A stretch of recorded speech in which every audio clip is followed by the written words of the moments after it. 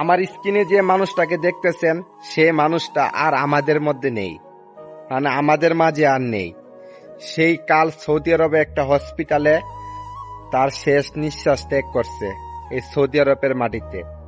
সেই এই সৌদি আরবের মাটিতে প্রায় 25 বছর কাজের সাথে নিযুক্ত ছিলেন, কিন্তু যাবত 15 দিন আগে সে বিনষ্ট করছে। তারপরে তাকে হসপিটালে ভর্তি করানো হয়েছে। হসপিটালে ভর্তি করানোর প্রায় 15 দিন পরে সেই হসপিটালে ইন্তেকাল করিয়াছে। ইন্না লিল্লাহি ওয়া ইন্না ইলাইহি রাজিউন। আমার পিছনে যে দোকানটা দেখতেছেন সেই দোকানে প্রায় 25 বছর সে কর্মস্থানে যুক্ত ছিলেন।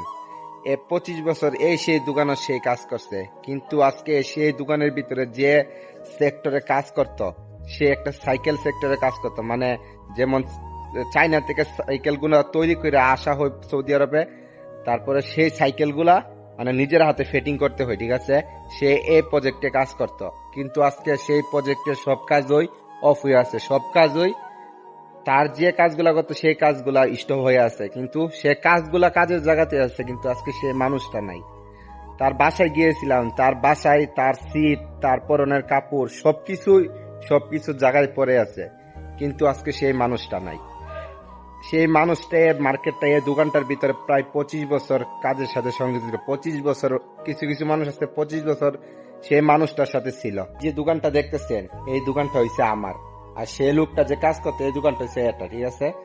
অনেক বিশাল বড় একটা দোকান, কিন্তু সেই দোকানও সে আজকে 25 বছর ধরে। তাহলে তার সাথে যেগুলা মানুষ কাজ করতে তারা কতটা কষ্ট পাইছে এবং কতটা অবাক হয়েছে বিশ্বাস করেন।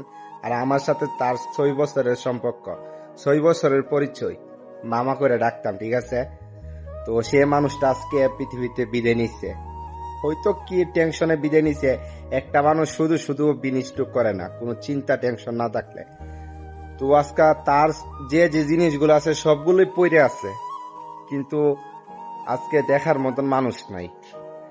আজকে সে মৃত্যুবরণ করার আগে একটা তার পরিচিত মানুষ, আপন মানুষ থাকা সত্ত্বেও সে মৃত্যুবরণ করার আগে একটা মানুষের কত ইচ্ছা থাকে, একটা মানুষের কত ইচ্ছা করে নিজের মানুষ পাশে থাকক, কিন্তু আজকে প্রবাসের মাটিতে সে মৃত্যুবরণ করছে, কিন্তু তার পরিবার থাকা সত্ত্বেও সে তার পরিবারকে দেখতে পারে নাই, পরিবারকে সাথে একবার কথা বলতে পারে নাই। আজকে যাবত 15 দিন হসপিটালে ভর্তি ছিল। যদি দেশে থাকতো হয়তো তার পরিবার তার পাশে থাকতো, তার আত্মীয় স্বজন তার পাশে থাকতো, মৃত্যুর আগ পর্যন্ত তাদেরকে দেখা যাইতে পারতো, কিন্তু কিছু করে না, সে প্রবাসী। সে চাইলেও তার পরিবারকে বলতে পারতো না যে আসো আমার দেখে যাও, আমার পাশে থাকো, কিন্তু কিছু বলার নাই, কষ্টের সাথে বলতে হই। আল্লাহ সে মানুষটাকে জান্নাতবাসী করুক। অনেক ভালো ছিল আমার দেখা, আমার লাইফে এরকম মানুষ আমি কমই পাইছি। কোনোদিন ভালো ভালো পরামর্শ ছাড়া খারাপ পরামর্শ কোনোদিন কাউকে দিছে না। হইতে দিলে ভালো পরামর্শ আর দিচ্ছে, আর না দিলে না দিচ্ছে, কিন্তু এমন মানুষ পাওয়া ভাগ্যের বিষয়।